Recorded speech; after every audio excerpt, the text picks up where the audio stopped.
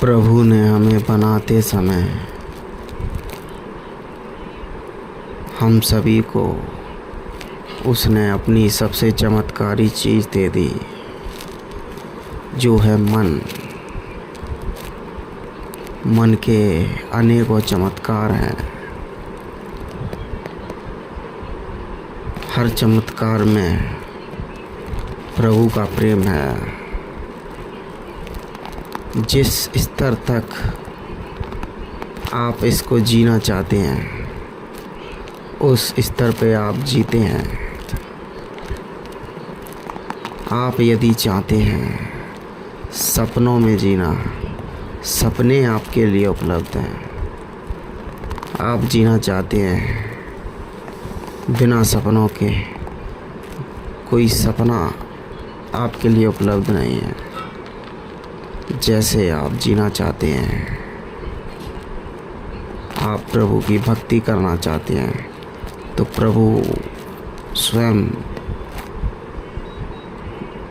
प्रेम रूप में उपस्थित हैं, भक्ति रूप में उपस्थित हैं।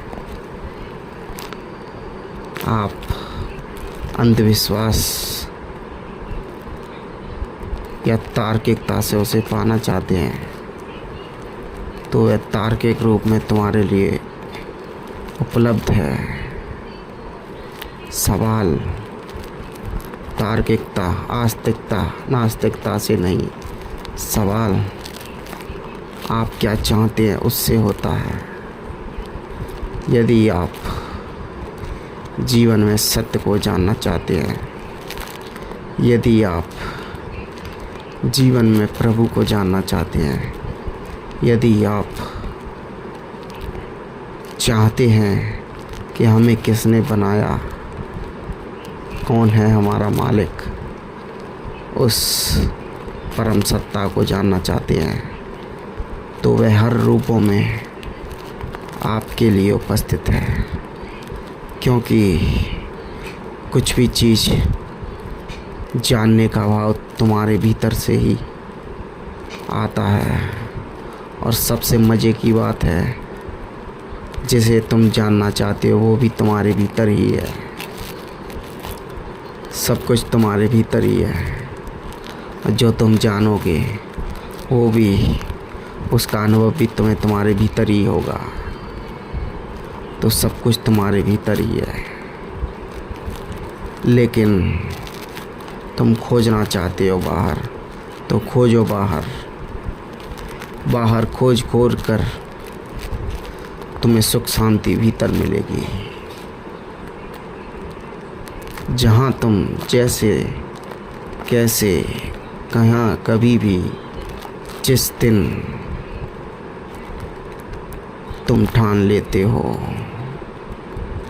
ठानना क्या, तुम समझना शुरू कर देते हो कि जीवन में आसपास जो भी घट रहा है,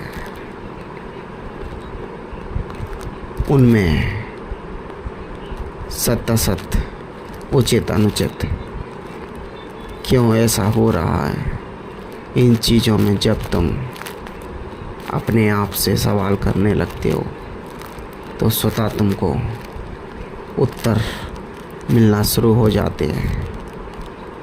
क्योंकि सवालों का उत्तर सब तुम्हारे भीतर छुपे हुए हैं। सवाल भी तुम्हारे भीतर हैं और उसके उत्तर भी तुम्हारे भीतर हैं। और सवाल और उत्तर के परे भी एक दिशा तुम्हारे भीतर है, और उससे भी और गहराई से गहराई, जितना तुम पी सकते हो उतना से भी ज़्यादा तुम्हारे भीतर उपलब्ध है। बार बार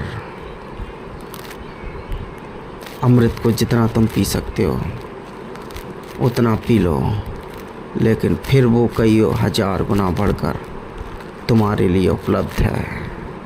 लेकिन अब अपनी प्यास को तुम्हें बढ़ाना होगा।